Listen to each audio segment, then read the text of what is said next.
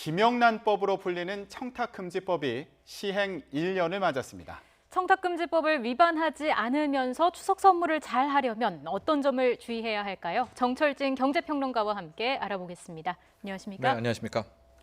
네, 이제 김영란법, 청탁금지법 하면 이름은 많이 익숙하실 것 같은데요. 네. 그 개념을 좀 정리를 해볼까요? 그렇습니다. 우리가 이제 김영란법 하지만은 이제 쉽게 말하면 공직자에게 부정청탁을 하지 말라는 부정청탁금지법입니다. 네. 근데 이게 왜 김영란이라는 이름이 들어갔느냐? 2011년 6월 당시 김영란 국민권익위원장이 이걸 이제 최소의 의견을 제안하면서 김영란법으로 통칭이 되고 있는데요. 실질적으로는 2015년 3월에 국회를 통과했고 너무 이 법이 파괴력이 있기 때문에 1년 6개월의 유예 기간을 뒀습니다. 그래서 작년 2016년 9월 28일부터 시행이 된 거니까 이제 1년이 지났죠. 그럼 누가 대상자냐? 일단은 공무원과 공기업 이 직원들 여기에 실은 좀 법이 우여곡절을 겪으면서 선생님들 중에서도 사립학교 교직원이 함께 포함이 됐습니다. 또 하나 두 분 계시지만 언론인들도 여기 들어와서 이분들이 한 250만 명 정도 되거든요. 네. 그들의 배우자까지. 그래서 현재 이 김영란법의 적용 대상은 한 400만 명 정도 된다. 이렇게 보시면 될 것 같습니다. 자, 그런데 생각해보면 청탁금지법 적용 대상이 아닌 경우를 알아두는 것도 네. 추석 선물을 준비하는 데 있어서 도움이 좀 될 것 같은데 아닌 경우를 좀 설명해 주시죠. 그렇습니다. 이제 올 설에 이것 때문에 실제적으로 유통업계가 굉장히 찬바람이 불었었거든요. 그래서 이낙연 총리도 직접 나서서 이제 오해와 진실 뭐 이렇게 얘기를 했는데 네. 이 법은 엄밀히 말하면 공직자에게 해당하는 법입니다. 특히 공직자가 선물을 받을 때 적용되는 것이고 공직자가 뭐 선물하는 거는 아무런 문제가 없다. 그래서 첫 번째, 뭐 공직자가 아니라면은 우리끼리 그냥 보통 사람들 경우에는 뭐 금액에 상관없이 선물을 주고받을 수 있다라는 거고요. 그런데 공직자라 하더라도 예외 조항이 세 가지가 있는데 같은 뭐 A 공무원, B 공무원입니다. 근데 A 공무원이 상급자예요. 그러니까 상급자가 하급자에게 선물을 할 때는 같은 공무원일 때 이 금액 제한이 없습니다. 네. 또 하나 같은 공직자라고 하더라도요. 동창회나 친목회에서 다 같이 주는 선물이 있잖아요. 근데 이건 만약에 뭐 10만 원이 넘을 수도 있지 않겠습니까? 이거 역시도 공무원이 받는다고 하더라도 오케이다라는 것이고 또 하나 이 민법 제777조에서 정하는 친족들 뭐 가령 처형이니 동선이 아주버니니 친족들이 아 이번 뭐 추석에 우리 큰형님 너무 수고하셨어라고 할 때는 또 여기는 공직자가 받아도 금액 제한은 없습니다. 네. 그러니까 가족 관계냐 아니냐 이 부분도 이제 중요하게 봐야 될 텐데. 그렇습니다. 가족끼리 네. 하셔도 됩니다. 네. 근데 이 직무 관련성 여부도 중요하게 따져봐야 될 부분이에요. 그렇습니다. 이 부정청탁금지법의 핵심은 직무 연관성이 없을 때 그런 공무원 혹은 뭐 기자, 사립교사 선생님은 동일 이내 안에서 100만 원 이하, 100만 원 초과해서는 안 되고 연간 300만 원 이하까지만 선물을 받을 수 있다라는 게 실은 핵심 조항입니다.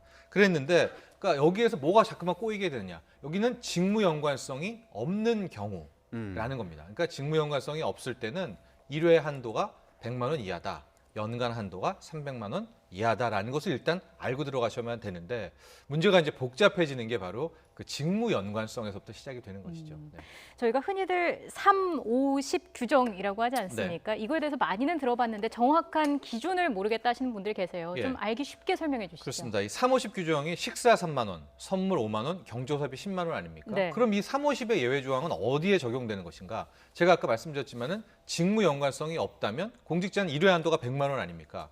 근데 직무 연관성이 있을 때는 실은 굉장히 이제 부정청탁금지법이 정확히 좀 정교하게 적용이 되는데 네. 그렇다 하더라도 소위 말하는 원활한 직무 수행, 뭐 사교 이런 미풍양속을 목적으로 해서는 3, 50은 괜찮다. 즉 선물은 5만 원 이하까지는 이제 괜찮다라고 이제 풀어주게 된 겁니다.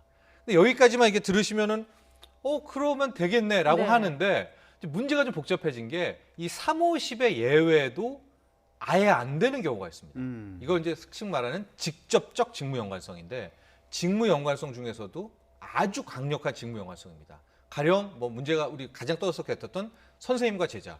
그러니까 그때 당시에는 이제 제자가 교수님한테 캔커피를 줬을 때는 5만 원도 안 되지만 이건 무조건 안 되는 거 네. 아닙니까? 또 하나 이 감리나 뭐 감사를 받을 때 하는 사람과 받는 사람의 상대방, 고소 고발인 이런 관계들은 아주 엄격하게 제한해야 되기 때문에 이때는 350이라는 그 규정 조항 자체도 아예 적용이 안 된다. 이렇게 생각하시면 됩니다. 네, 그 부분을 이제 잘 아셔야겠고요. 네. 그런데 이 3, 50, 이 기준을 좀 높여야 되는 거 아니냐 이런 얘기도 있는데 이거 가능성 있는 건가요? 여러 가지 뭐 입법 발의도 된 걸로 알고 있는데요. 최근 트렌드는 350을 10, 15로 바꾸자라는 얘기도 많이 나옵니다. 이게 뭐냐면 식사 3만 원, 선물 5만 원 아닙니까? 근데 네. 3, 5를 왜 10, 10으로 하냐? 워낙 소상공인들이 힘들고 유통이 힘드니까 아. 이 앞부분은 올리고 경조사비가 10만 원인데 이걸 지금 10, 15, 오히려 경조사비는 5만 원으로 낮추자.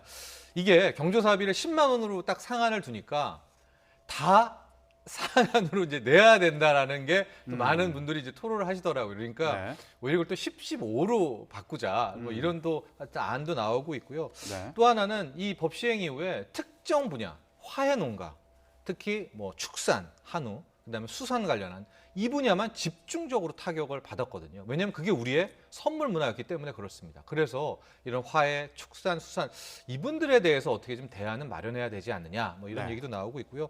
또 하나는 이게 잡아내기가 힘듭니다. 그래서 현재 1년이 지났지만 실질적으로 김영란법 관련해서 뭐 이 소위 말하는 퇴직당했다는 이런 공직자는 없거든요. 그게 뭐 증거도 정교해야 되고 뭐 몇 명이 모였는지 CCTV도 확인해야 되고 그래서 과연 이게 법 적용에 있어서 얼마나 많이 좀 이게 중장기적으로 효력이 있겠느냐 또 이런 뭐 의견들 나오고 있는데요. 그럼에도 불구하고 뭐 한국사회학회 조사에 따르면 국민들 중 10명 중 8명은 김영란법에 대해서 굉장히 공감하고 있고 뭐 앞으로도 지속됐으면 좋겠다라는 우리 사회 전반적인 어쨌든 네. 지지는 받고 있는 것 같습니다. 네.